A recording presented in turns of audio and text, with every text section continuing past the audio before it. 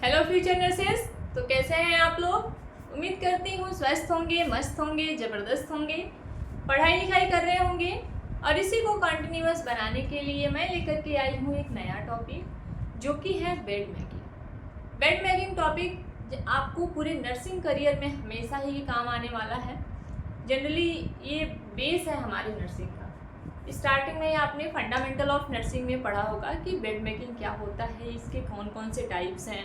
तो इन सारी चीज़ों के बारे में हम डिटेल में आज पढ़ेंगे। तो देखते हैं कि बेड मेकिंग क्या होता है। ठीक है। So bed making is the process of arranging the bedding on a bed in a clean, orderly and aesthetically pleasing manner. It is a routine task done in households, hospitals, hotels and other places.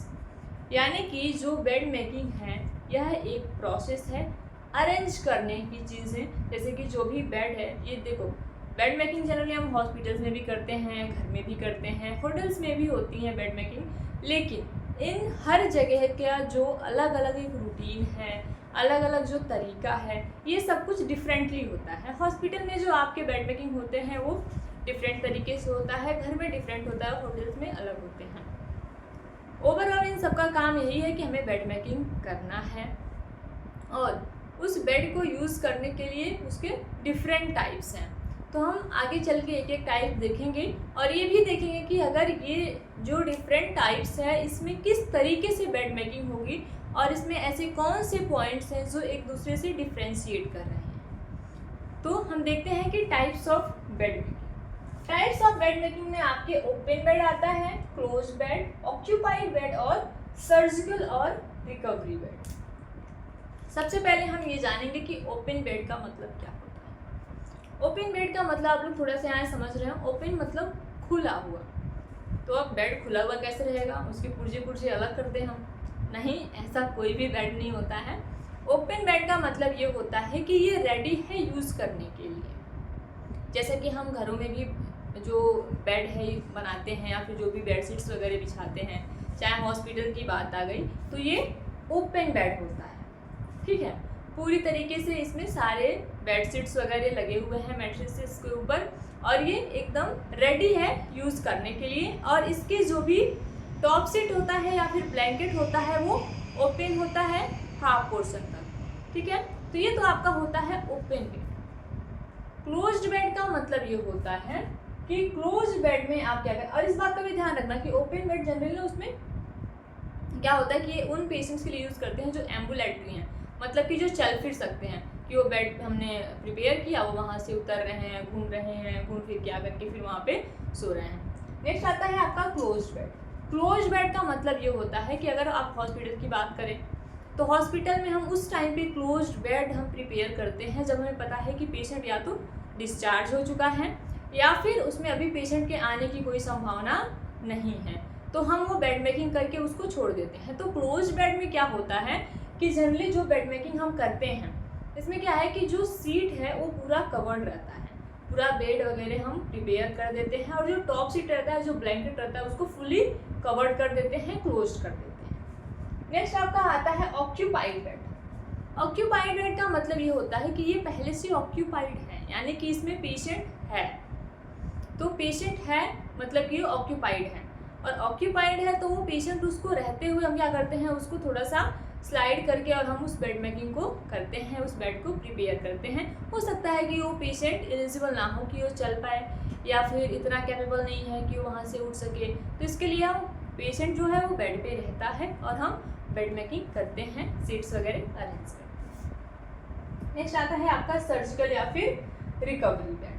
Surgical या फिर recovery bed generally ये post operative में होता है कि जो भी patient है अब उसको रिकवरी के लिए, वो सर्जरी के बाद आया हुआ है, उसके लिए बेड प्रिपेयर कर रहे हैं। तो इसमें जनरली जो भी सीट वगैरह हैं वो आपके हाफ फोल्डेड होते हैं और इसके साथ आपको उसमें क्या करना होता है कि ट्रायंगुलर शेप का होता है। हो सकता है कि इसमें हमें पेशेंट को शिफ्ट करना पड़े, इसलिए हमारा ईजी मेथड होता है कि इसमें हम आराम से पेशेंट को शिफ्ट कर पाएँ। तो ये है हमारा सर्जिकल या फिर रिकवरी बेड। तो ये तो हमने बेड के टाइप्स पढ़ लिए।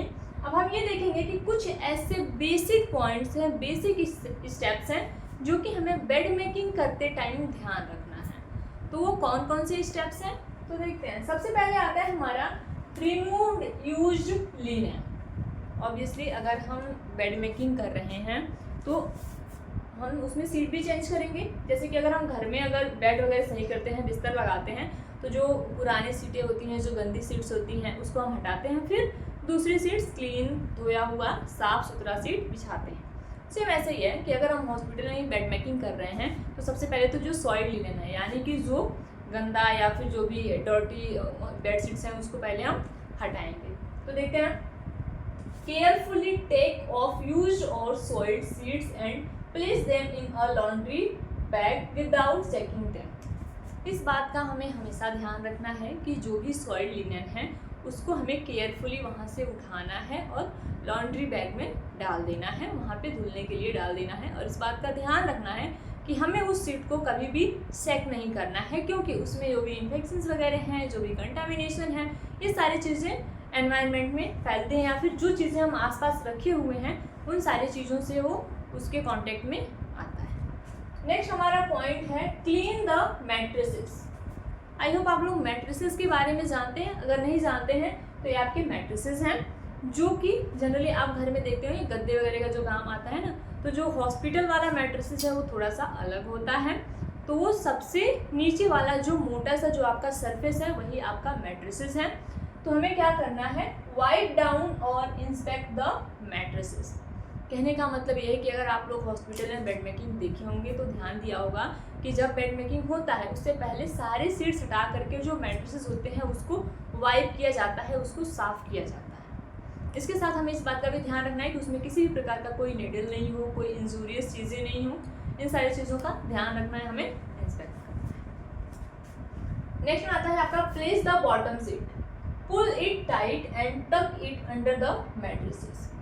बॉटम सीट का मतलब ये होता है कि मैट्रेसेस के जस्ट ऊपर जो हम सीट बिछाते हैं, या फिर अगर ऊपर की तरफ से देखें तो हमारा जो भी ब्लैंकेट होता है या फिर सीट होता है उसके बाद सबसे नीचे वाला सीट, तो जो बॉटम सीट है जिसपे कि पेशेंट लेटेगा, तो जो बॉटम सीट है उसको हमें अच्छे से टाइडी क्लीन करके उसको बिछाना है। इसके साथ उसको हमें टक करना है कॉर्नर से। अगर आप लोगों ने आज पहले देखा होगा बेड में, उसमें हम उसको जो भी कॉर्नर है, देखो इस चीज़ का ध्यान रखना कि हम जो थ्योरी में पढ़ते हैं, थ्योरी हमारी डिफरेंट होती है, और अगर आप प्रैक्टिकली चीज़ें देखने जाएं तो वहाँ पे अलग होती हैं थोड़ी सी, क्योंकि वहाँ पे टाइम का शॉर्टेज होता है।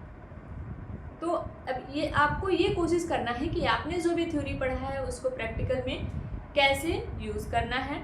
अब ऐसा नहीं है कि आप वहाँ पे जा रहे हैं, देख रहे हैं कि हाँ जो भी बॉटम सीट है उसको कॉर्नर से क्या किया जा रहा है, बांध करके और उसके बाद उसमें फंसा रहे हैं, उसमें रख रहे हैं। ऐसा नहीं करना है, आप तक ही करेंगे। आपको एंगल पता होना चाहिए और आप सही तरीके से बेड मेकिंग करेंगे। तो जनरली अगर जो हमारा पॉइंट है वो ये है कि क्लीन द मैट्रेसेस। नेक्स्ट है place the bottom seat.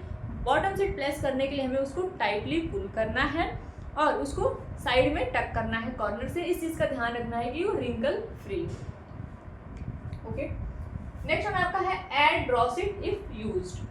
Draw seat का मतलब ये होता है जो ग्रीन सीट होती है, आप ग्रीन सीट भी उसे बोलते हैं, और अगर आप ये होटल्स में जाएँ तो उसमें वाइट सीट होता है। तो जो ग्रीन सीट है, ड्रॉ सीट, अगर आप एप्लीकेबल है, आप अगर यूज़ कर रहे हैं तो उसमें क्या करना है, this helps in repositioning patient. Generally कभी ऐसा होता है कि पेशेंट को बार बार हम उठाते नहीं हैं, या फिर हो सकता है कि वो प्रिकॉशनरी हो, तो जो ड्रॉ सीट होता है वो हमें हेल्प करता है कि हम पेशेंट को पोजिशनिंग कर पाएँ, मतलब उसकी जो भी पोजीशन है उसको चेंज। सो नेक्स्ट स्टेप है हमारा place the top seat and blanket. मतलब कि जो टॉप सीट है या फिर ब्लैंकेट, तो डिपेंड करता है कि हम क्या यूज़ कर रहे हैं। अगर समर है तो जनरली टॉप सीट ही रहता है, और अगर विंटर है तो ऑब्वियसली ब्लैंकेट। तो हमें क्या करना है कि align and tuck them neatly under the mattresses. Generally हम घरों में भी करते हैं कि जो भी ब्लैंकेट है उसको हम क्या कर रहे हैं, टक कर देते हैं मैट्रेसेस में, ताकि वो वहाँ से निकले ना, हिले डुले ना, और इससे नीट रहता है और रिंकल फ्री रहता है।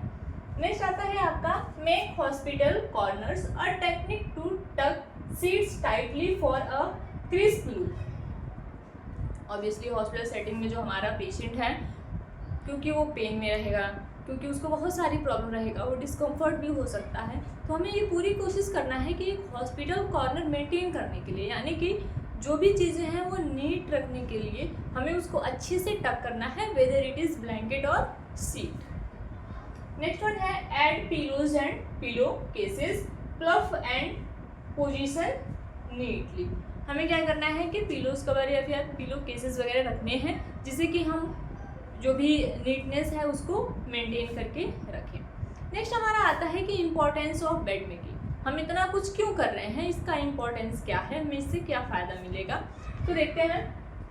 Promotes comfort and rest. Obviously हम पूरी कोशिश करते हैं कि हम अपने पेशेंट को कंप्लीट कंफर्ट प्रोवाइड करें, ठीक है, उसको केयर प्रोवाइड करें। और अगर हम जो भी ये चीज़ें हम कर रहे हैं, अगर हम बेड शीट चेंज नहीं करेंगे, अगर उसमें रिंकल्स रहेंगे तो पेशेंट को डिस्कम्फर्ट होगा।